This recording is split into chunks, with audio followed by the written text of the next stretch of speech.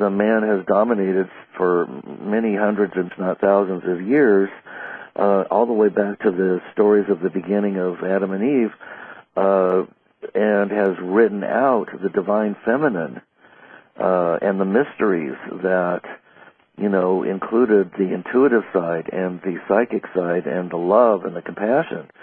And so, you know, it's interesting that you mentioned the Vatican and the girls all hanging out around the Vatican, and then you just walk inside and you've got, you know, pedophilia going on rampantly at the top, at the very highest echelons of that. So nobody's blameless, you know, and it just seems odd that those who seem to be the purest and speaking the loudest are often the ones that are the most guilty of doing these things. Yeah. So the question is, what are we going to do about it? And I think that just becoming educated, understanding what's happening, and the next time you walk past a streetwalker, I don't care how used up she looks, that you have compassion in your heart. Oh, yes. That would be the absolutely least you could do. Yes, absolutely. I totally agree with you. And the same with the alcoholic in the street that, you know, or the drug addict that's asking for spare change. You know, that for all intents and purposes, that could be us sitting there. I know. You know. Well, I am a student of Buddhist metta meditation, and metta is loving kindness meditation. And so what you do is you basically repeat 4 phrases. May I be safe, may I be happy, may I be healthy, may I live my life with ease. And so when I pass somebody who looks really down and out, I repeat those phrases. May she be safe, may she be happy, may she be healthy, may she live her life with ease.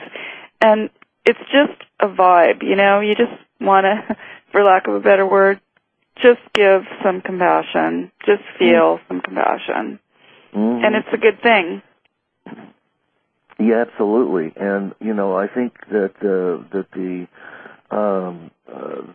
female side of the equation is much more in touch with that on a personal level, because not only is there that direct connection with birth and a spirit coming through, but there's the intuitive, empathic, feeling and compassionate side, which many men are working to develop, but for the most part in this type A personality society we have, they've shut that down, because that would require having a conscience and not doing the things that they do, which are out of integrity.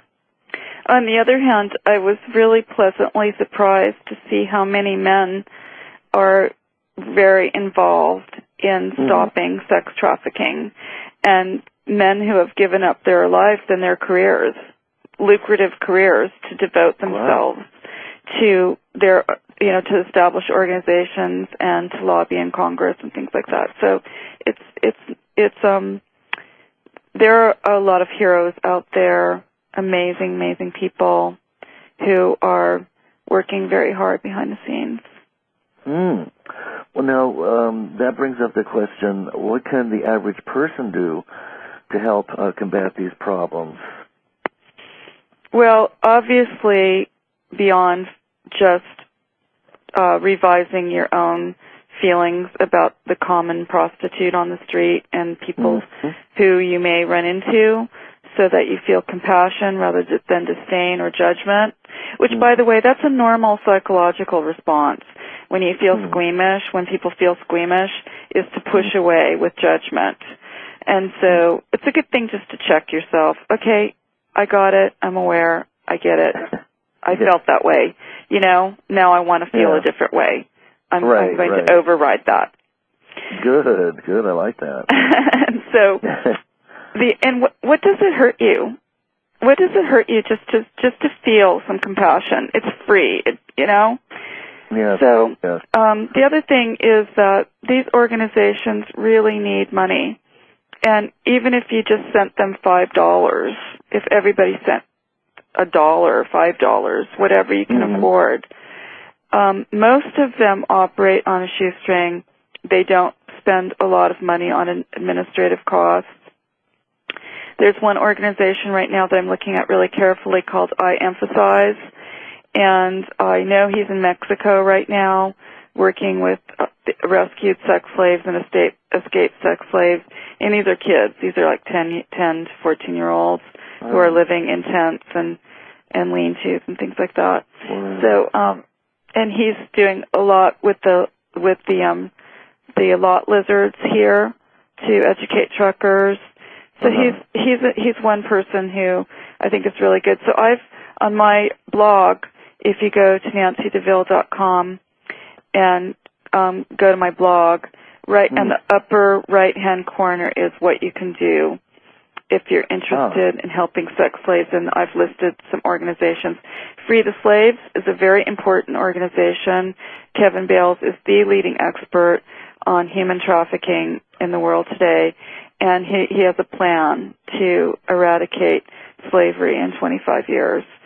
So that's a very, very important organization to donate money to. Wow, and I like your video too. You have one today on your blog, NANCYDEVILLE.com blog. That is the title is "Be Compassionate Toward Yourself." It was I really enjoyed taking that in before the show because it just gave me such a nice, warm connection to you before we even began to talk. So.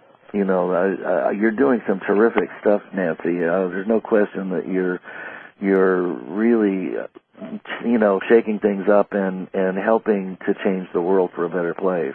Thank you, Lance. I really appreciate hearing that, and the feeling is mutual. Oh, thank you too. You know what's funny? I've often talked to people I know in private.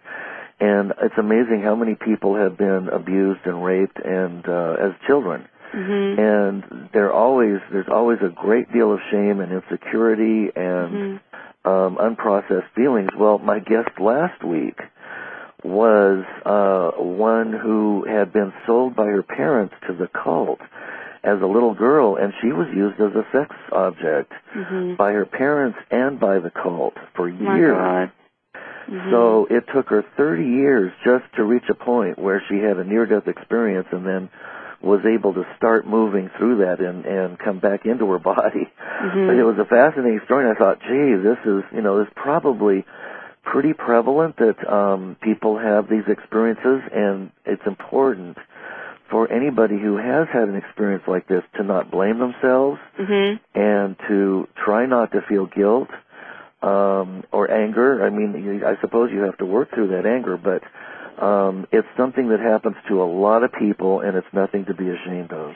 Well, one of the things I do talk about on my Facebook page, and I do regular videos on, is metta meditation, because loving kindness meditation has been proven through MRI studies to shrink. In 8 weeks, 45 minutes a day of metta meditation shrinks the amygdala, and that's the part of your brain that registers fear, panic, anxiety, and those kinds of feelings. It's the fight or flight part of your brain. And then it actually increases the size of the insula, which is the part of your brain that makes you warm and fuzzy and has compassionate feelings. So it makes that bigger and makes the other part smaller. We're talking incrementally, of course, but right. But to the point where if you can experience that in 8 weeks, and I know that my own calming down in my lifetime has been, I can attribute that directly to metta meditation. It really, really works, and it's free. That's the nice thing about it. So. Well, now, where can people find that? We're just about out of time, so I want to make sure that everybody gets to find out where your websites are and your Facebook account and so on. Just go to NANCYDEVILLE.com, and you can go directly to my fan page where my videos are and directly to my blog. Wonderful. Well, Nancy, you've got a blockbuster of a book there. I can't thank you enough for writing such a gripping novel that has so much meat to it. And I really appreciate you coming on and sharing your experiences with us. And it's been a delight to talk to you. And I wish you the best. Thank you, Lance. Thank you so much. Okay. All right. Maybe we'll do another show on health foods someday. Oh, fabulous. I'd love to have you back again. All right. Good luck on your book. Okay, good night. All right. Good night, everybody.